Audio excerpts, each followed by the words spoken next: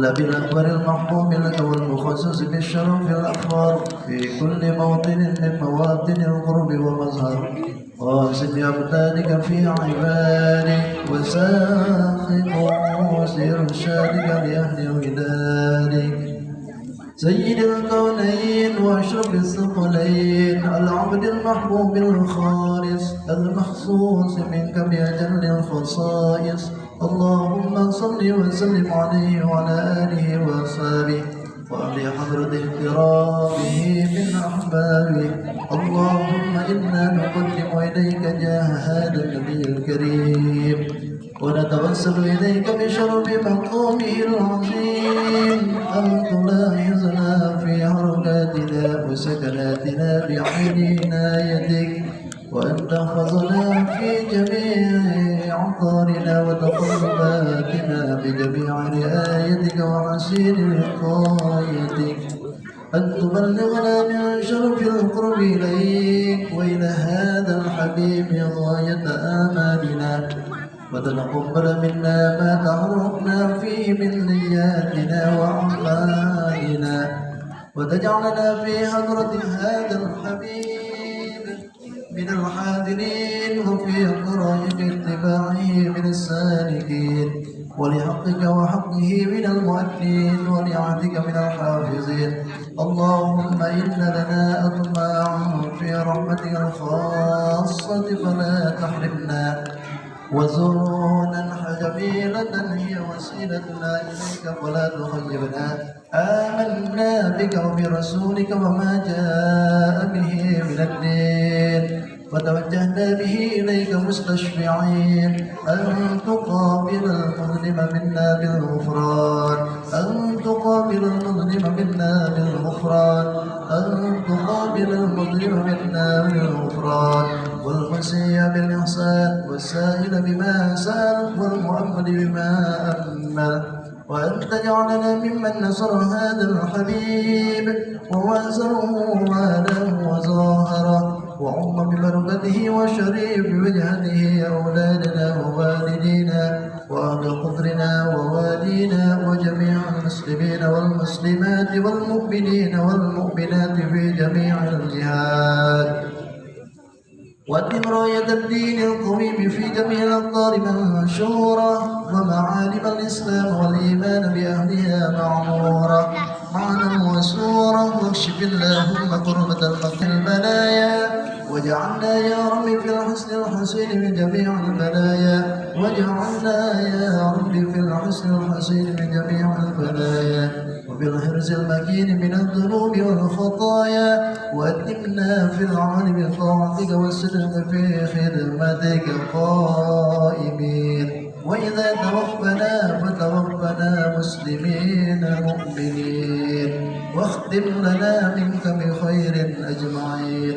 وصل الله وسلم على هذا الحبيب المحبوب للأجسام والأرواح والقلوب وعلى آله وصحبه وأن إليه منسوب وآخر دعوانا الحمد لله رب العالمين. السلام عليكم ورحمة الله وبركاته. بسم الله الرحمن الرحيم. الحمد لله رب العالمين نحمده ونصلي ونسلم على رسوله الكريم وعلى آله وصحبه وبارك وسلم أجمعين. أما بعد. Alhamdulillah, bersyukur kita kepada Allah Subhanahu wa Ta'ala yang senantiasa memberikan nikmatnya kepada diri kita semua, yang mana dengan nikmat Allah berikan kesehatan kepada diri kita semua. Pada malam hari ini kembali Allah menemukan kita di acara rutinan mingguan kita Maulid al-Habsyi dan taklim ataupun nasihat kepada ulama-ulama kita. Kemudian salawat dan salam kita haturkan keharibaan junjungan kita Nabi besar Muhammad sallallahu alaihi wasallam, yang mudah-mudahan dengan senantiasa kita bersalawat kepada beliau, Allah Subhanahu wa taala kumpulkan kita bersama beliau nanti di surganya Allah Subhanahu wa taala. Bapak Ibu hadirin yang dimuliakan oleh Allah Subhanahu wa taala, sebelum kita mendengarkan tausiah dari guru kita, maka kami mewakili daripada Pondok Tahfiz Al-Muhajirin mengucapkan terima kasih kepada Ustaz, para guru, Ustaz Endang, alhamdulillah yang berkenan hadir dan berkenan memberikan tausiahnya pada malam hari ini. Kemudian kepada para habib, alhamdulillah bisa datang ke majelis kita. Di antaranya ada Habib Saleh Al-Kirim dan Habib Ahmad Al-Atsyi yang pada malam hari ini beliau bisa hadir di majelis kita. Mudah-mudahan dengan kehadiran beliau tambah berkah di majelis kita ini.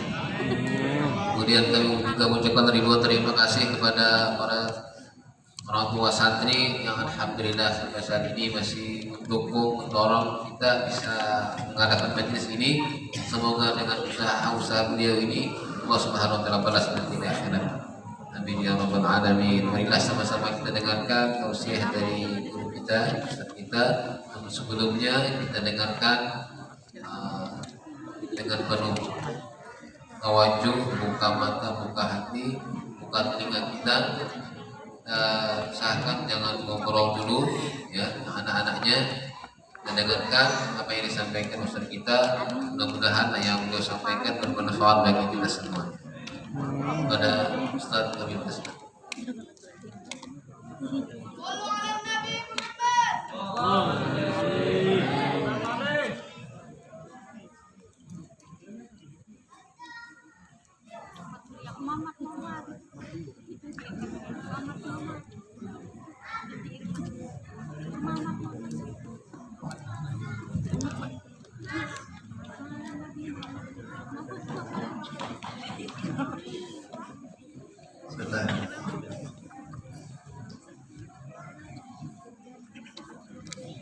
Assalamualaikum warahmatullahi wabarakatuh.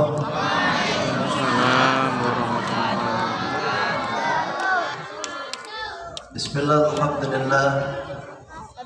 Alhamdulillahilladzi hadana li kitabih wa faddalana ala sa'iril umam bi akrama ahbabih hatta yastajlibul marghub min ridaihi wa yaj'alna minasy syakirina li ni'maihi wal 'arifina li awliyaihi wa sallallahu ala sayyidina rasulillah rasulihil mustafa wa nabiyyihil mujtaba wa ala alihi wa usratihi tayyibin wa ala alihi wa ummatihi ajma'in.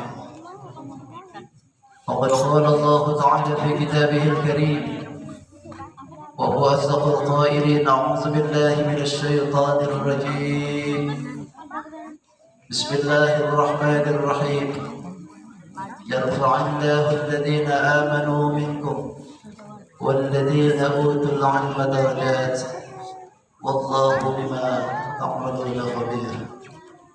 صدق الله العظيم وصدق رسوله النبي الكريم ونحن على ذلك من الشاهدين والشاكرين والحمد لله رب العالمين.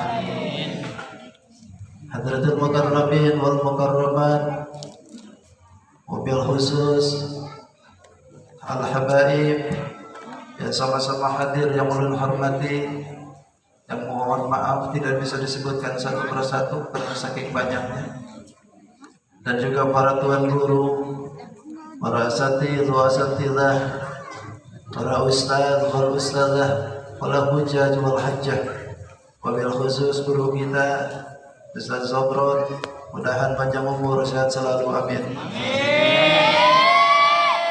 Dan juga tidak lupa para tokoh masyarakat yang sama-sama hadir pada malam hari ini yang ulun hormati dan insyaallah Allah muliakan. Dan tidak lupa juga para orang tua santri yang mungkin dari depan sampai belakang, yang dari mulai yang kelihatan sampai yang tidak, dari mulai kerudung yang sampai kerudung yang hitam, dari yang hitam sampai yang putih, dari mulai yang putih sampai yang hitam, dari yang cantik sampai yang lebih cantik, insyaallah yang ulun hormati dan insyaallah Allah muliakan. Dan tidak lupa juga anak-anak santri kita, santriawan dan santriawati yang mudah-mudahan pada malam hari ini diberikan rahmat oleh Allah Subhanahu wa taala. Amin ya rabbal alamin. Alhamdulillah, Puji dan syukur kembali kepada Allah Subhanahu wa taala. Karena berkat kudrat Allah Subhanahu wa taala malam ini kita diberikan kesempatan oleh Allah guna duduk bermuajah di tempat yang tentunya diridai oleh Allah dan Rasulnya. Majelis ilmu, majelis di mana yang di dalamnya diturunkan barokah Allah Subhanahu wa taala. Kita diberikan kesempatan oleh Allah guna duduk di tempat ini. Mudah-mudahan yang duduk di tempat ini pulang dari sini semua dosanya diampuni oleh Allah Subhanahu wa taala. Mudah-mudahan diberkahi oleh Allah, diberikan kesehatan oleh Allah. Mudah-mudahan pulang dari sini yang punya hutang membayar hutangnya. Amin, bayar hutang. Enggak cukup amin, Pak. Bayar hutang. Akan tetapi tidak menutup kemungkinan ketika Allah sudah bukakan rahmat bagi kita. Siapa tahu yang mungkin hutang kurang-kurang dari sana, kita datang ke sini membawa segudang masalah. Ketika datang dari sini kita Allah diberikan barokah, Allah turunkan rahmatnya kepada kita. Pulang dari sini semua dalam keadaan senang. Amin ya rabbal alamin. Perlu senang kita dalam majlis ilmu. Jangan ada orang yang datang ke majlis ilmu lagi merenung. Karena nanti ujung-ujungnya kan ada dua yang tidak akan bisa masuk ilmu itu. Yang pertama orang yang ngantuk, dan yang kedua orang yang lagi pusing kira masalah. Sepanjang apapun itu ilmu yang diterapkan mungkin gak bakalan masuk karena lagi pusing kita. Oleh karena itu setiap kali diberikan kita kesempatan oleh Allah duduk di majlis ilmu, mudah-mudahan Allah turunkan pula keberkahan, diberikan kesenangan dalam hati kita. Amin ya rabbal alamin. Hadirin wal hadirat rahimahullah. Untuk kedua kalinya saya alhamdulillah diberikan kesempatan di tempat ini. Yang mungkin biasanya kadang-kadang ke sini, kadang-kadang nggak bisa. Ya tergantung sikap capek apa enggaknya. Barusan juga kalau nggak ada tugas mungkin nggak ke sini.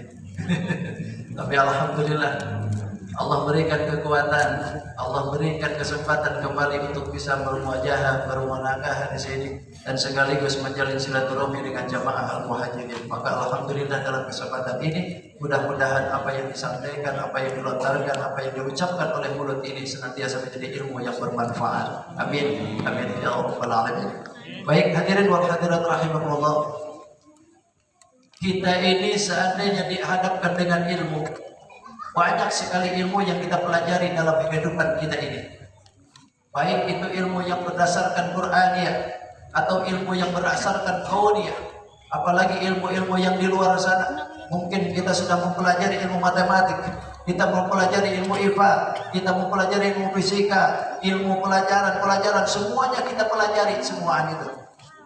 Akan tetapi dalam keterangan para ulama, ilmu yang wajib kita ketahui, ilmu yang perlu bahkan fardu ain kata ulama yang perlu kita kaji, kita pelajari bahkan sampai paham, cuma 3 saja. Dari segudang ilmu itu 3 saja kata ulama yang perlu kita kaji. Bahkan fardu ain hukumnya ketika kita mengkaji ilmu yang 3 ini. Lihat di dalam kitab-kitab Al-Ajqiyah. Kenapa ulama memandang hal seperti ini? Apakah ilmu yang lain tidak boleh? Bukan. Apakah ilmu yang lain tidak perlu? Perlu. Semua itu pun juga perlu. Akan tetapi ilmu yang itu adalah fardu kifayah saja. Akan tetapi ilmu yang 3 ini fardu ain hukumnya. Kalau disebutkan fardu ain berarti kalau tidak dipelajari terus kita berkata lain halnya kalau fardu kifayah. Fardu kifayah itu berarti sebagian saja atau 1 orang saja yang melaksanakan atau 1 orang saja yang tahu, cukup sudah kita berataan selesai. Percis kayak sholat mayit gitu. Cuman 1 orang aja sidit yang nyolatin, udah yang lainnya kemana? Gak mau nyolatin. Andaikan seperti itu jadi aja sudah. Cuman yang lain gak dapat pahala. Akan tetapi ilmu yang 3 ini wajib kita pelajari. Pertama kata ulama, ilmu yang wajib dipelajari bahkan fardu ain untuk kita adalah ilmu yasihul ibadah, ilmu yang berhubungan atau ilmu yang berhubungan dengan sahnya ibadah. Tanpa didasari dengan keilmuan sahnya ibadah, apakah artinya semua ibadah? Bahkan Ibnu Ruslan menyebutkan, orang beramal tanpa ilmu itu kan latut balut. Orang beramal tanpa ilmu latut balut, ditolak kata Allah. Kenapa harus berdasarkan sahnya itu dalam ibadah? Karena ilmu itu akan menjadikan sesuatu apa yang dinilai dalam ibadah. Jangankan banyak, sedikit saja yang kita pelajari atau kita ajarkan atau kita pakai dalam ibadah. Tapi kalau didasarkan dengan ilmu, jauh lebih berbobot ketimbang banyaknya kita ibadah tapi tidak berdasarkan ilmu. Bukankah dalam Al-Quran sendiri Allah menyebutkan yarfa'illahu alladhina amanu minkum walladhina utul ilma darajat. Surat apa itu? Bisa dibantu? Lupa lagi bro. Al-mujadalah atau bisa jadi al-mujadilah. Al-mujadalah itu berarti penggugat. Al-mujadilah wanita yang menggugat. Ini ayat diturunkan oleh Allah Subhanahu wa taala berkenaan dengan kesemangatan kita dalam bermajlis sebetulnya ini. Cuman awalnya memang sebabun nuzulnya ini berkenaan dengan sahabat Badar sebetulnya. Akan tetapi ambil pemaknaan umumnya daripada ayat ini. Allah sebutkan dalam 2 kata saja yang akan menjadikan orang ini diangkat martabat ke setinggi langit. Apa yang pertama? Pertama yang diberikan oleh Allah adalah iman dulu, baru yang kedua berilmu. Yarfa'illahu alladhina amanu, iman dulu. Utul ilma, yang kedua orangnya berilmu. Coba lihat. Ini 2 kata yang diberikan oleh Allah sudah jadi jaminan. Makanya ketika kita ini diberikan ayat ini harusnya semangat nih. Semangat nih dalam ibadah. Karena orang yang diberikan oleh Allah Subhanahu wa taala kesempatan jadi orang yang beriman, jangan lupa imannya tempelkan langsung dengan ilmunya. Karena kalau seandainya kita hanya iman saja tanpa ada ilmu, memang Bang, iman pun juga berharga. Tapi kalau seandainya ditopang lagi dengan ilmu, jauh bakal lebih berharga lagi. Bakal jauh lebih hebat lagi. Makanya coba lihat, ibadah kalau seandainya tanpa ilmu. Ada orang yang baru nikah, orang bodoh nikah. Kalau orang bodoh nikah, kira-kira apa terbayang dari kita? Pertama kali malam pertama ini orang bodoh sudah habis nikah bingung. Kata Ustadz, kalau habis nikah itu harus mandi. Kayak apa ya niat adusnya? Bingung dia. Mau nanyain ke Ustadz malu, mau nanyain ke Kiai nggak mau. Akhirnya teleponlah kawan. Kawan, aku ini punya masalah. Apa ya? Aku ini habis bergaul sama bini. Cuman aku ini kada tahu niat adus bagaimana. Aduh Bang, pian ini gimana? Pian ini kan baru nikah, harusnya tahu dong niat itu. Ya aku minta pendapat kepada engkau itu karena aku tidak tahu. Oh ya sudah kalau begitu, niat adus itu Allahumma barik lana bima razaqtana wa qina adzabannar. Amin.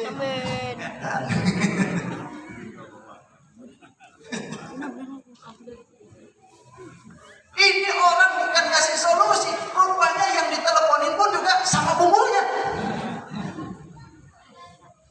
Ini kan kacau kalau seandainya nggak tahu, ya tahu aja sudah. Begitu sudah mau mandi, pakai Bismillahirrahmanirrahim. Allahumma barik lana bima razaqtana. Kata istrinya, loh. Kan itu doa mau makan, Pak. Gak apa-apa, kata temanku juga, gak apa-apa. Makan lagi sekarang. Seandainya tidak ada yang tahu masalah perizinan seperti itu, maka ini akan menjadi sia-sia. Ibadahnya jadi tidak ada. Makanya jadikan sahul ibadah. Ketika kita mau ibadah, sahkan ilmunya kita dengan keilmuan. Maaf, kadang-kadang jangankan anak-anak, kalau anak-anak sih biasa aja. Kalau anak-anak dimaklumi gitu. Ini kadang-kadang cucu sudah 7, wudu aja kan habis cuci. Wudu aja kan belum bisa. Begitu dia datang ke tempat wudu, wah, ya iya sudah. Coba andaikan wudhunya macam seperti ini. Sah tidak? Tidak. Bagus tidak? Tidak. Sah tidak menurut hukum syar'i? Tidak. Ini cucu sudah 7 Pak. Begitu begitu giliran tangan, giliran kaki, wih, cakep Bang. Ulang-ulang sudah beginian gitu. Ini cucu sudah 7, andaikan dia ibadahnya macam seperti itu, mau bagaimana nanti di hadapan Allah? Maka kita disahkan dari ibadah, segala sesuatu kalau seandainya ditopang dengan ibadah, maka haruslah dimulai dengan keilmuan. Gimana maksudnya nanti?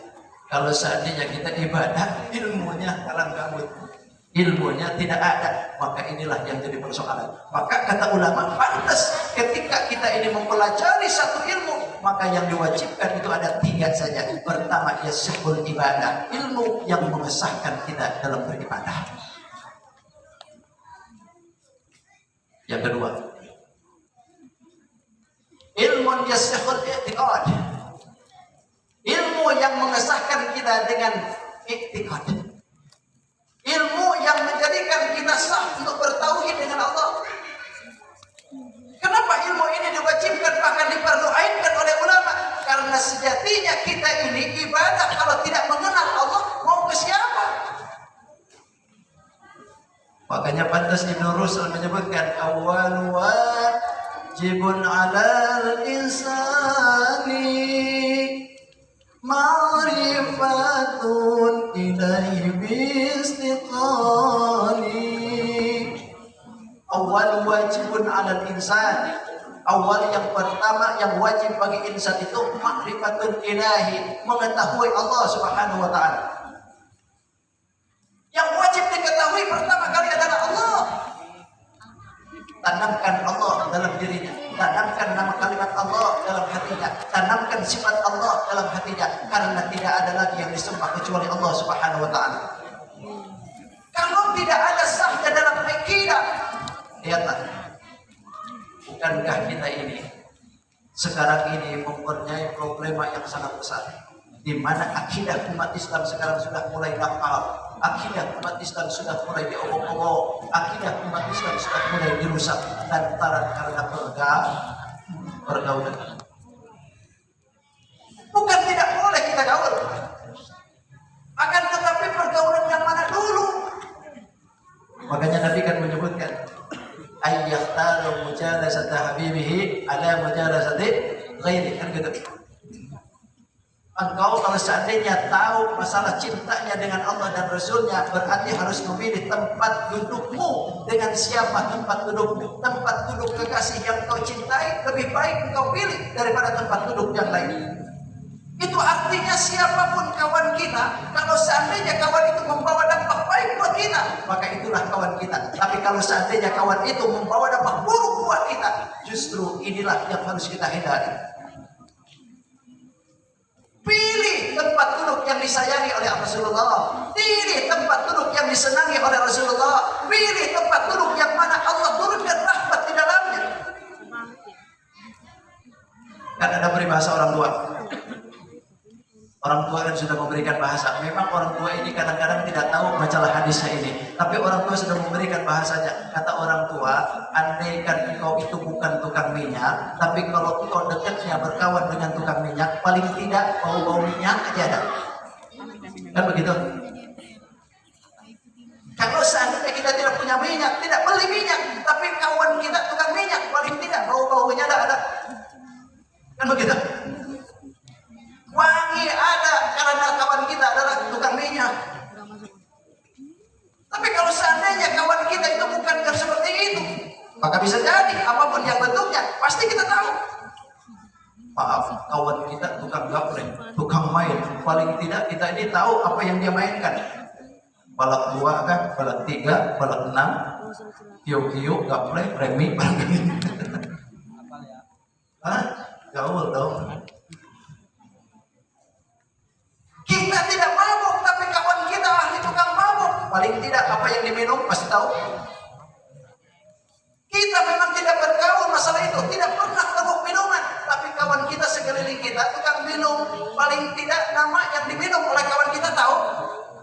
Minum apa biar? Oh. Minum apa itu? Ini whisky, ini brandy, ini sebagian. Aku nih minum brandy, sebagian, Logan, Fortini, vodka, Manson, KTI, bir, cimeng, heroin, kokain, adam, blok-blok, herbal egg, sabu-sabu, kembling, kopi miring, intisari, lempok. BNN kali. Oh, tuak. Sudah mau kecut diminum lagi. Tikus aja minum-minum gak berani. Jadi andaikan kita ini punya kawan macam seperti itu, walaupun kita tidak minum, paling tidak tahu apa yang minum. Ya Allah. Kadang-kadang orang tukang minum tuh Pak, kalau sudah minum ngaconya nggak ketulungan. Coba, kalau orang sudah kecanduan minum-minuman, itu kadang-kadang malam lebaran aja mabok.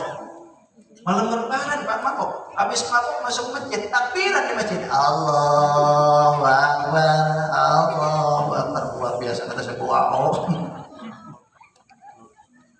Malam lebaran mabok coba. Harusnya orang malam lebaran itu diampuni oleh Allah. Banyak-banyak zikir oleh Allah, banyak minta ampun, minta maaf karena lebaran mau pergi nih. Puasa mau pergi, Ramadan mau pergi, ini malah mabok. Hebatnya. Itu saking kecanduan. Andaikan kita punya kawan seperti itu, waduh, sehebat apapun kawan kita akan tergerus dengan orang itu.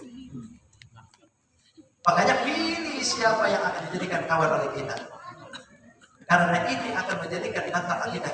Maaf, apalagi sekarang ini mulai lagi orang-orang itu banyak yang ngaco mendangkalkan akidah. Ada orang yang tidak percaya sifat 20-nya. Ada orang yang mengatakan bahwa kita ini satu dengan Tuhan. Kalau seandainya ucapan-ucapan kita ini tidak ada berdasarkan ilmu ketauhidan kita dengan Allah, nanti ucapannya pun kadang-kadang terjadi menjadikan kita syirik. Banyak orang yang macam seperti itu kan. Gimana dia? Gimana lah, aku tergantung yang di atas aja. Yang di atas itu apa? Genteng. Itu di atas juga genteng. Kalau seandainya kita ngomongin yang di atas itu adalah yang di atas sana, langit. Kalau seandainya kita ini mengatakan bahwa tergantung yang di atas saja, beriktikad dalam hati bahwa yang di atas itu adalah Allah, kubur kita. Kenapa? Lantaran kita sudah menjihadkan Allah punya jihad. Kan Allah laisa kamitslihi syai'un. Tidak sama dengan sesuatu apapun. Allah tidak di atas, Allah tidak di bawah, Allah tidak di kanan, Allah tidak di kiri, Allah tidak di depan, Allah tidak di belakang. Allah tidak di langit, Allah tidak di bumi. Kalau seandainya ucapan kita mengatakan bahwa ini berkeyakinan Allah ada di langit, berarti menyamakan Allah dengan makhluk. Yang di langit itu kan planet. Kan di situ. Inilah pendangkalan akidah. Kadang-kadang ada orang yang mengataskan nama sekarang ini Islam murni. Ada yang menamakan Islam murni, Pak. Berarti kalau dia mengatakan dia itu Islam murni, kita ini Islam 2 tak campur oli gitu. Kan begitu. Jadi kalau seandainya akidah ini sudah tidak diperkuat lagi oleh kita, maka bisa jadi lambat laun mungkin kita ini alhamdulillah kita kuat, tapi anak cucu kita belum tentu bisa selamat. Makanya alhamdulillah anak-anak ini alhamdulillah mau berkedar ngaji, mau duduk di majelis ilmu, mau tiap hari hafalan, alhamdulillah, biar bersyukur ke Allah ya. Bersyukur ke Allah, walaupun sifatnya capek kah, lesu kah, ngantuk kah, itu sudah biasa. Tapi sebagai perjuangan kita jangan putus asa, terus menerus. Mudah-mudahan Allah bukakan ilmu untuk kita. Amin. Itu kedua. Yang ketiga, terakhir Pak. Yang ketiga, ilmu tazkiyatul qulub. Kata ulama, yang terpenting yang ketiga ilmu yang harus kita pelajari dari fardu ain itu adalah ilmu yang membersihkan hati. Apakah ilmu yang lain tidak sesuai? Bukan. Apakah ilmu yang lain tidak perlu? Perlu. Akan tetapi ilmu yang berkaitan dengan hati, pembersih hati, jauh ini lebih penting bagi kita. Kenapa? Lantaran semua ibadah berinduk kepada hati. Kalau seandainya hati kita ini kotor, apapun bentuk ibadahnya, nggak bakalan jadi nilai. Banyak orang yang beribadah, puasanya rajin, zikirnya rajin, sedekahnya rajin, tapi kadang-kadang nyakitin orang pun rajin.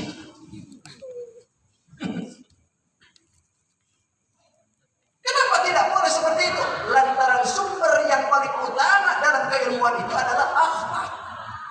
Coba lihat, bukankah Nabi diutus ke alam fana ini tidak hanya berdasarkan keilmuan syar'i yang beliau sebarkan, tapi yang terlebih yang diutamakan oleh baginda Rasul adalah akhlaknya kan?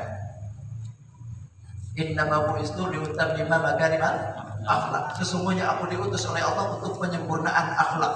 Apakah Rasulullah diutus untuk menyempurnakan sholat? Bukan itu. Atau menyempurnakan ngaji kita? Bukan itu. Itu pun memang disempurnakan oleh Rasulullah. Akan tetapi akhlak yang ditonjolkan oleh Rasulullah jauh lebih diutamakan ketimbang yang lain. Coba. Makanya inilah yang diperlukan oleh kita, pembersihan akhlak dalam hati kita. Kadang-kadang maaf, jangankan di luar ibadah, hatta di luar dalam ibadah saja. Begitu orang mau sholat, Allahu Akbar. Ketika habis sholat, mas, itu mas sarungnya bolong. Berarti lagi sholat itu mikir kemana? Mikir sarung bolong aja, Ustaz.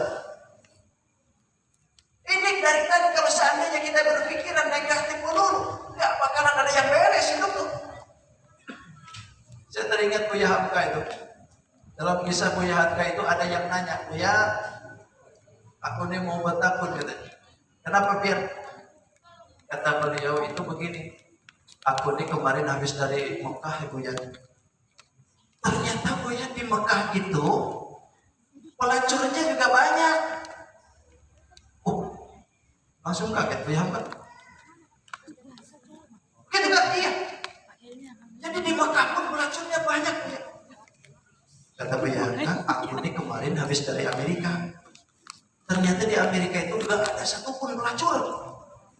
Loh, itu kan negeri yang begitu dasarnya dengan kemaksiatan, masa nggak ada? Nggak ada ya Buya Hamka. Coba dibalik. Aku di Mekah ya Buya Hamka, lihatin sendiri, ternyata ada macam seperti itu. Iya, saya juga sama. Di Amerika itu lihatin sendiri, nggak ada satupun. Apa yang dibalik kita kisah ini? Kata Buya Hamka begini. Engkau itu sejauh mata memandang, sejauh kakimu melangkah, andaikan kau sekalipun ke tempat yang suci yang kau datangi, kalau seandainya hatimu itu busuk, maka pasti kejelekan itulah yang kau cari. Tapi sebaliknya, andaikan kita hatinya bersih, seburuk apapun itu daerah yang kita kaji, seburuk apapun itu daerah yang kita datangi, pasti yang dicari adalah kebaikan. Maka apa kita tidak boleh seperti itu? Lantaran segala sesuatunya dicarinya jelek melulu. Orang datang ke Mekah, kalau seandainya hatinya busuk, ya pasti yang dicari kejelekannya saja. Tapi kalau hatinya kita bersih, hati kita ini legawa, hati kita ini dikiasi dengan keilmuan, bahkan dibersihkan dengan zikir, insya Allah sejelek apapun tempat yang kita datangi, maka yang kita cari adalah kebaikannya di tempat itu. Itulah pentingnya tazkiyatul qulub, hati bersihkan oleh kita. Suatu ketika Imam Bisai, kan Imam Bisai itu ahli qiraat ya. Salah satu mazhab qiraat yang 7 kan beliau. Imam Bisai ini berarti hafal Quran, hafal hadis, hafal ijma, bahkan jadi ulama besar pada waktu itu. Di belakangnya ada Abdullah bin Mubarak, tapi bukan Abdullah bin Mubarak yang sering dibicarakan. Ada ulama lagi, namanya sama. Beliau Imam Bisai jadi imam. Abdullah bin Mubarak di belakang jadi makmum. Begitu sudah Allahu Akbar, baca suratul Fatihah. Habis suratul Fatihah dibaca, baca suratnya nggak panjang, surat pendek aja. Surat yang biasa kita baca. Cuman dalam pembacaan surat pendek ada yang lupa. Kata Imam Abdul Faruk di belakang, masa sih imam besar kok lupa surat pendek aja. Surat kuliah yuhal kafirun aja sampai lupa. Gak tahu mana aku melindungi Mariamin. Bingung muter-muter. Ini kan nama manusia juga kan. Yang namanya imam besar juga manusia, tetap ada lupanya. Matul khotawan lisan. Ini Imam Abdullah bin Mubarak yang bermakmum di belakang sudah seutuh duluan. Walaupun tidak terbentuk dalam lisannya, tapi hatinya masa sih imam besar itu kok lupa surat pendek aja lupa. Ada terbesit dalam hatinya rasa kotor. Ini gak terlontar dalam mulutnya, cuma dalam hatinya saja. Begitu selang beberapa hari dibalik Abdullah bin Mubarak jadi Imam Kisai jadi makmum. Begitu sudah Allahu Akbar, beres suratul Fatihah, mendadak Abdullah bin Mubarak termenung. Kenapa beliau termenung? Lupa apa yang harus dibaca. Coba. Kalau tadi Imam Kisai masih mending ayat 1 saja, lupa. Ini lupa apa yang dibaca. Sampai termenung. Coba. Inilah hakikat daripada orang-orang yang sudah diangkat ke walian. Ketika terbesit hatinya kotor saja, langsung dikutuk oleh Allah. Jangan begitu lah. Jangan begitu. Maka ini kan jadi pelajaran buat kita. Maka seandainya kita ini lihatin orang yang punya hati macam seperti itu aja, ditegur oleh Allah. Apalagi lebih daripada itu. Apalagi lebih daripada itu kita punya kekotoran dalam hatinya. Makanya salah satu bentuk kata ulama yang diparduainkan untuk kita dalam mempelajari ilmu, salah satunya yang paling penting adalah ilmu tazkiyatul qulub, ilmu yang membersihkan hati. Luar biasa ya. Ayo para santri, kalau seandainya akhlak kita ini sudah terbentuk bagus, maka apapun yang kita hafalkan sekarang ini akan terlihat menjadi bagus. Akan tetapi kalau seandainya apa yang kita hafalkan sebanyak apapun hafalan kita, tapi akhlak tidak ada, maka tidak akan terlihat bagus. Maaf, kadang-kadang orang yang tidak berakhlak itu kadang-kadang hafal Quran. Kadang-kadang yang tidak berakhlak itu kadang-kadang banyak hafalan hadis. Tapi akhlak tidak ada. Bukan tidak bagus menghafalkan Quran, bukan tidak bagus menghafalkan hadis, tapi yang terpenting akhlaknya. Silahkan kita menghafal Quran, menghafal hadis, menghafal ijma, menghafal kitab-kitab Alfiyah, menghafal kitab Imriti, menghafal kitab-kitab yang lain yang kita pakai, sorok, nahwu, bayani, mantek, istiqah, wadok, makulat. Silahkan kita pelajari. Akan tetapi akhlak ini jauh harus lebih kita pelajari.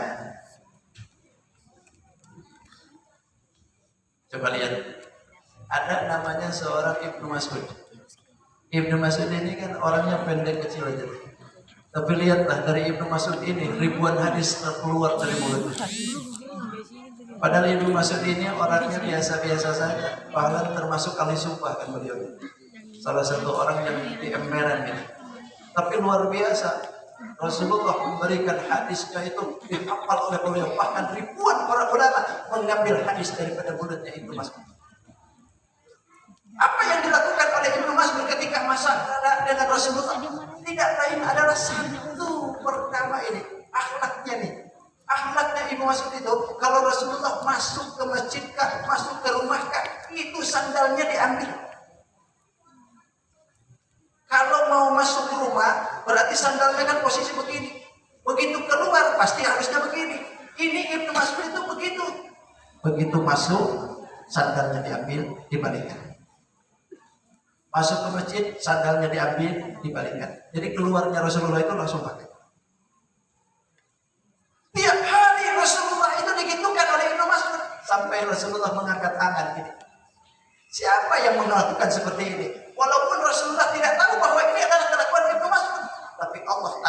apa yang dilakukan pada Ibnu Mas'ud. Diberikan keistimewaan, kecerdasan otaknya yang luar biasa, lain daripada yang lain, daripada sahabat yang lain. Lantar apa? Lantar memuliakan Rasulullah. Akhlaknya sekecil itu aja.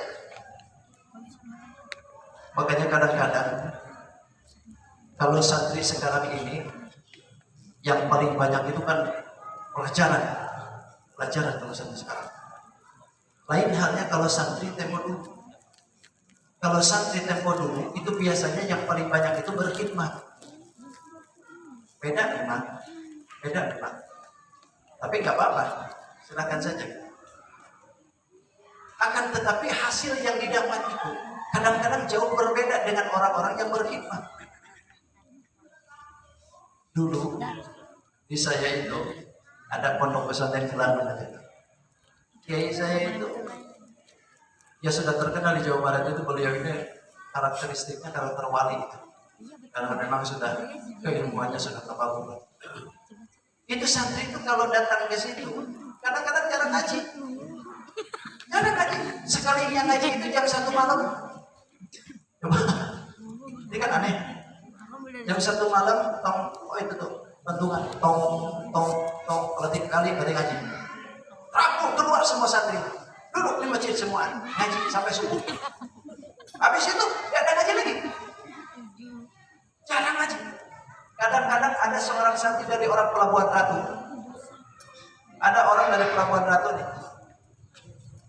Beliau datang ke situ itu dari mulai datang sampai dijemput orang Pelabuhan Ratu sana. Itu kelakuannya apa? Cuci baju, cuci piring, ngepel rumah, jadiin rumput. Kelakuannya macam seperti itu. Tiap hari seperti itu. Kadang-kadang orang disuruh ngaji sama beliau. Ketika beliau disuruh bawain kunci, pergi sana. Kan bingung. Ada mungkin 8 tahun mondok di situ. Begitu sudah 8 tahun mondok di situ, datang orang Pelabuhan Ratu, RT-nya datang, lurahnya datang, tokoh-tokohnya datang. Kenapa? Karena tokoh yang ada di sana sudah meninggal dunia. Tidak ada lagi yang sanggup melanjutkan itu masjid kecuali anak ini nih. Anak ini nih yang harus pulang katanya. Dijemput oleh tokoh masyarakat dari sana, diambil balik ke sana. Begitu sudah ada jemputan, nangis berlinang air mata di sana. Nangisnya bukan karena pengen pulang, tapi nangisnya ini lantaran selama ngaji di situ, mondok di situ, gak pernah ngaji. Ini kan bingung. Coba begitu unjukkan ke mama, karena biasa panggil itu mama gelar. Mama, ya Allah, kita bacain dulu Fatihahnya. Karena malam ini yang namanya yang saya ceritakan ini lagi haul nih, jangan selatan. Wa ila hadhihi wasallam mama yani hati zakat samat al-fatihah.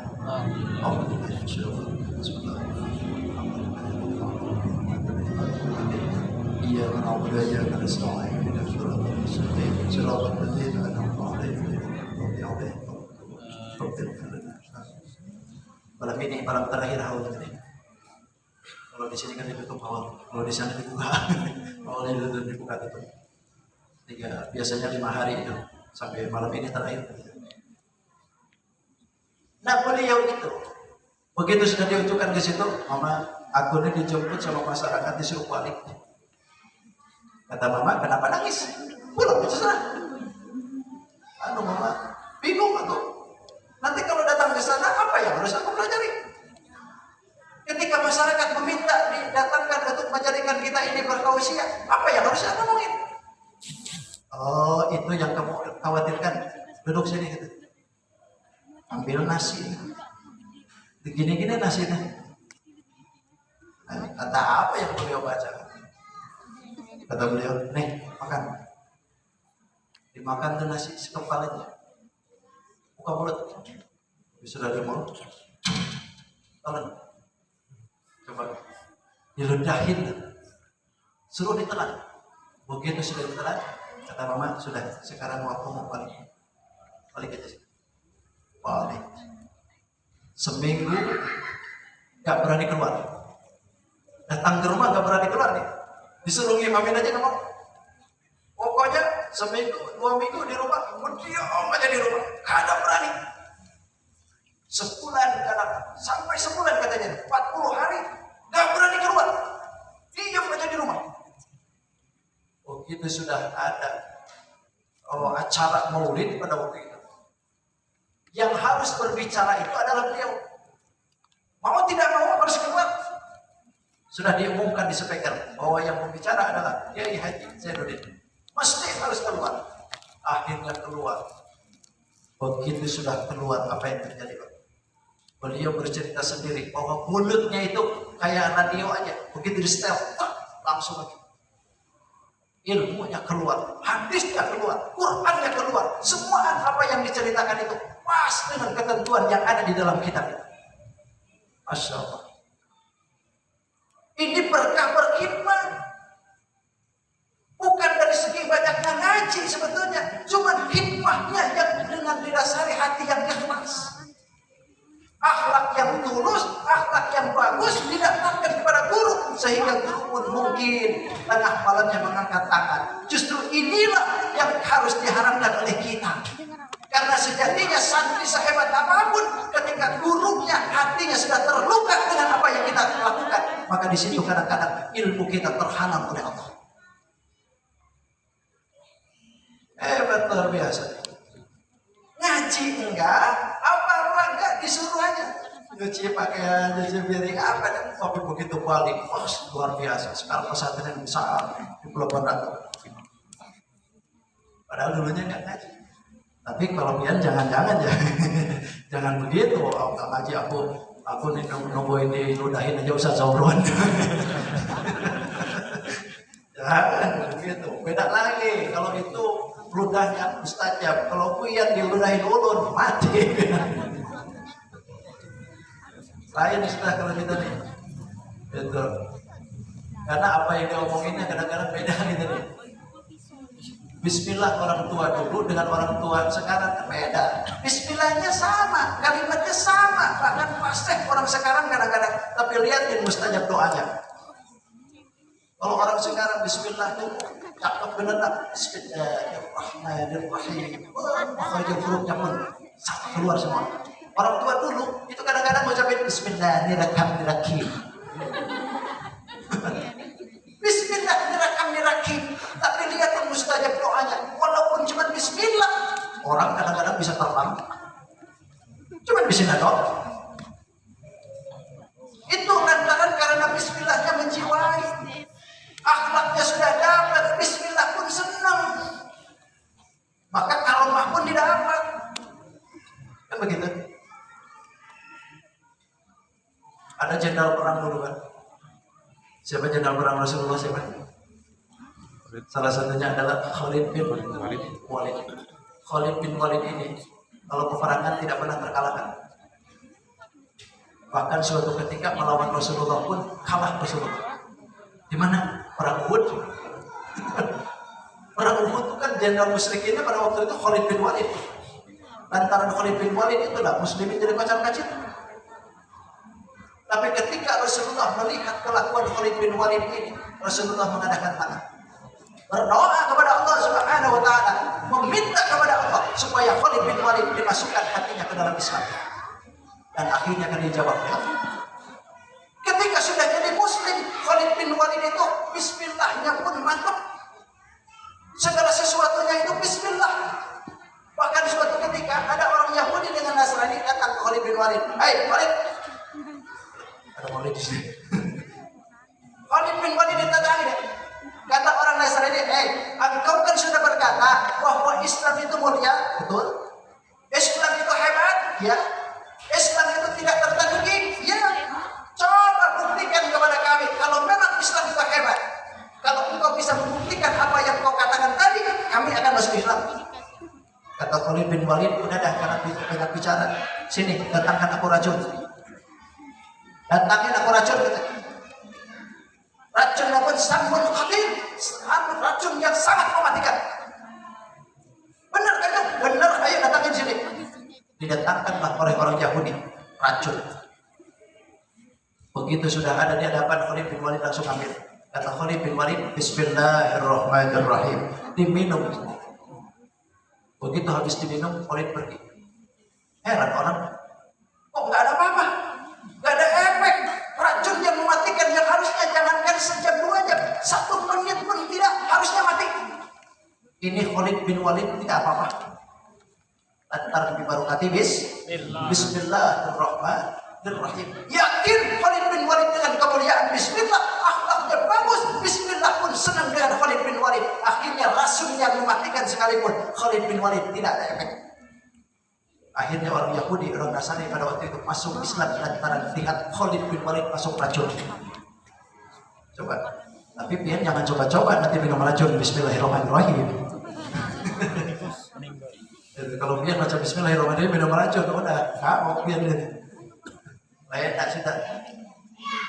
Ini kan level yang luar biasa. Intinya kalau seandainya sudah akhlaknya bagus, karakternya bagus, hatinya bersih, walaupun apa yang dikatakan itu cuma Bismillah, tapi Allah akan memberikan kemuliaan yang luar biasa. Bismillah. Gitu. Makanya inilah kehebatan Islam. Seandainya kita ini, kalau seandainya akhlaknya bagus, Islam ini gak bakalan direcek sebetulnya. Islam ini akan jadi hebat sebetulnya. Cuman gara-gara akhlaknya aja sekarang nih. Bukan ilmunya yang disalahin, bukan ilmunya bagus-bagus saja, tapi akhlaknya kadang-kadang yang tidak bagus itu. Hafal Quran, tapi maling. Hafal hadis banyak, tapi membunuh. Kan itu gak bagus. Ini sekarang itu. Bahkan bukan hanya sekarang saja kan, dari zaman Sayyidina Ali pun sudah ketahuan. Yang membunuh Sayyidina Ali itu siapa? Orang yang hafal Quran. Abdurrahman bin Muljam itu seorang penghafal Quran. Tidak disangka oleh orang-orang. Hafal Quran, ahli tahajud, jidatnya kitab. Coba. Tapi ternyata membunuh sahabat Rasulullah yang mulia, bahkan mantunya baginda Rasul Nabi Muhammad SAW. Inilah tentunya yang harus kita pelajari ya. Bukan ilmu yang lain tidak penting, bukan ilmu yang lain tidak perlu. Ilmu yang lain pun juga penting, juga yang lain pun juga perlu. Akan tetapi yang harus ditekankan oleh kita ilmu 3 saja. Yang pertama ilmu yasihul i'tiqad, yang mengasahkan i'tiqad kita, keyakinan kita dengan Allah. Lalu yang kedua ilmu yasihul ibadah, ilmu yang mengasahkan kita dengan ibadah supaya kita mendekatkan diri sah karena lantaran akur dengan hukum syar'i. Kemudian yang ketiga ilmu yang membersihkan hati, karena ilmu itu akan menjadikan kita bagus dalam ibadah lantaran hatinya bersih. Ilmu itu akan menjadikan kita dekat dengan Allah lantaran bersihnya hati. Karena inilah ilmu yang perlu dikaji oleh kita. Mudah-mudahan Allah Subhanahu wa taala memberikan ilmu itu kepada kita, membersihkan hati kita, dan mudah-mudahan Allah membukakan taufik dan hidayah untuk kita agar selalu dibukakan keilmuan kita supaya kita selalu dekat dengan Allah Subhanahu wa taala. Amin. Amin ya rabbal alamin. Cukup sudah, terima kasih. Mudah-mudahan apa yang disampaikan bermanfaat. Insyaallah kita ketemu lagi di lain hari dan kesempatan. Mohon maaf kehilapan dan kekurangan. Hadanallahu wa iyyakum ajma'in. Khutbah sallallahu alaihi wasallam. Assalamualaikum warahmatullahi wabarakatuh. Waalaikumsalam.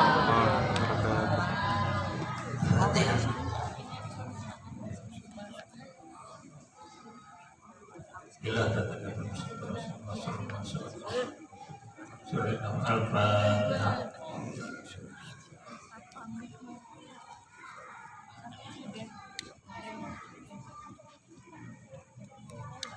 Amin amin ya Allah rabbal alamin. Bismillahirrahmanirrahim. Alhamdulillahirabbil alamin. Alladzi wafina wa ma fi majidah ya rabbal alamin. Kama yanbaghi li jalali wajhika wa li sultanik. Allahumma shalli wa sallim ala Muhammadin fil awwalin. Allahumma shalli wa sallim ala Muhammadin fil akhirin. Allahumma shalli wa sallim ala Muhammadin ala nabiyyin billahi salatan naimatan bidawami mulkillah. Allahumma salli wa sallim ala Muhammadin nurin jati wa sirri salli fi jami'il asma'i wa sifat. Assalamualaikum ya Nabi Allah. Assalamualaikum ya Rasulullah. Assalamualaikum ya Habibullah. La ilaha illallah wa la syarika lah. Lahul mulku wal hamdu yuhyi wa yumiitu wa huwa hayyun la yamut bi yadihi al-khairu wa ala kulli syai'in qadir. Allahumma salli wa sallim ala Muhammadin salatan tunjina biha min jami'il ahwali wal afat wa taqdi lana biha jami'al hajat wa tutahhiruna biha min jami'is sayyi'at wa tarfa'una biha indaka 'alal darajat wa tuballighuna biha aqsal ghayat min jami'il khairati fil hayati wa ba'dal mamat. Innaka ya Allah sami'un qaribun mujibud da'wati wa qadiyal hajat. اللهم أنت السلام منك السلام عليك يعود السلام فحينا ربنا بالسلام وادخلنا الجنة دار السلام تبارك ربنا وتعالى يا جل جلال الإكرام. الحمد لله وشكر لله ولا نعبد إلا إياه ولا حول ولا قوة إلا بالله. اللهم يا هادي ربي أوزعني أن أشكر نعمتك التي أنعمت علي وعلى والدي وأن أعمل صالحا وأصلح لي في ذريتي إني تبت إليك وإني من المسلمين وأدخلنا في عبادك الصالحين. اللهم أنت ربي لا إله إلا أنت اختم لنا بالسعادة التي ختمت بها أولياء واجعل خير أيامنا وأسعد أيام لقائك. اللهم إنا نسألك رحمة النبيين ومجد المرسلين. اللهم اقنا برحمتك وزينا برحمتك واختمنا بالتقوى جميعا بالعافية برحمتك يا أرحم الراحمين. اللهم اهدنا فيمن هديت واجعلنا فيمن لا يدل وفيمن بين يديك واحرسنا بيدك التي لا تنام وارحمنا بكلامك الذي لا يرام. اللهم يا حفيظ يا عليم يا بصير يا رقيب نسألك أن تخرجنا وتحرسنا من كيدك الكائدين وحسد الحاسدين يا أرحم الراحمين. اللهم اغفر للمسلمين والمسلمات والمؤمنين والمؤمنات الأحياء منهم والأموات وتابع بيننا وبينهم بالخيرات رب اغفر وارحم وأنت خير الراحمين. ولا حول ولا قوة إلا بالله العلي العظيم. ربنا آتنا من لدنك رحمة وهب لنا من أمرنا رشدا. ربنا لا تزغ قلوبنا بعد إذ هديتنا وهب لنا من لدنك رحمة إنك أنت الوهاب. ربنا هب لنا من أزواجنا وذرياتنا قرة أعين واجعلنا للمتقين إماما. ربنا ظلمنا أنفسنا وإن لم تغفر لنا وترحمنا لنكونن من الخاسرين. ربنا اغفر لنا ولإخواننا الذين سبقونا بالإيمان ولا تجعل في قلوبنا إلا للذين آمنوا ربنا إنك رؤوف رحيم. ربنا تقبل منا إنك أنت السميع العليم وتب علينا إنك أنت التواب الرحيم. ربنا آتنا في الدنيا حسنة وفي الآخرة حسنة وقنا عذاب النار وادخلنا الجنة مع الأبرار برحمتك يا عزيز يا غفار يا رب العالمين. وصلى الله على سيدنا محمد وعلى آله وصحبه أجمعين. سبحان ربك رب العزة عما يصفون وسلام على المرسلين والحمد لله رب العالمين.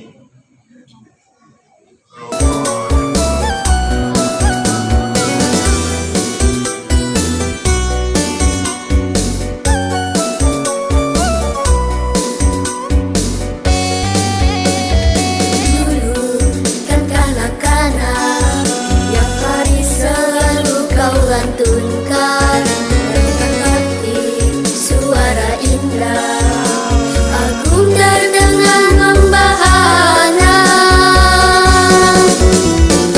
Kini kau telah berubah, yang hari tak pernah engkau baca.